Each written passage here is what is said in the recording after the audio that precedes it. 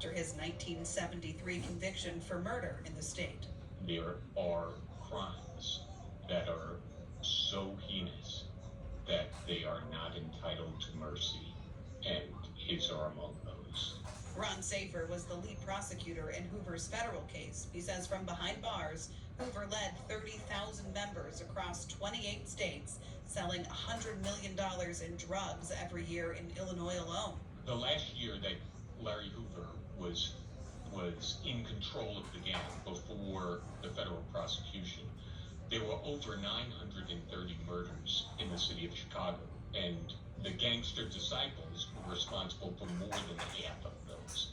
The scope of their control over the streets of the city of Chicago, over the Illinois Department of Corrections, and the breadth of the criminal enterprise is really mind-boggling. But advocates, including celebrities, have been fighting for Hoover's release. Kanye West and Drake holding a benefit concert for the cause in 2021. Hoover himself was in court just last year fighting for early release, renouncing his past. And Wednesday, President Donald Trump commuted his federal sentence. Hoover's attorneys writing, Mr. Hoover, who's now 75 years old, spent nearly 30 years in solitary confinement at ADX Florence, the most restrictive draconian supermax prison in the United States.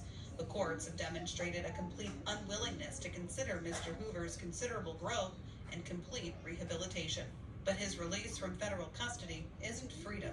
Hoover must return to Illinois to serve out his 200-year sentence for murder. The Department of Corrections website already lists him as an inmate in Dixon, but it's unclear if he's been moved yet. He will come up in front of the Prisoner Review Board either once every year, possibly 3 years, or up to 5 years for a review to determine by the Prisoner Review Board if he should be released from state custody.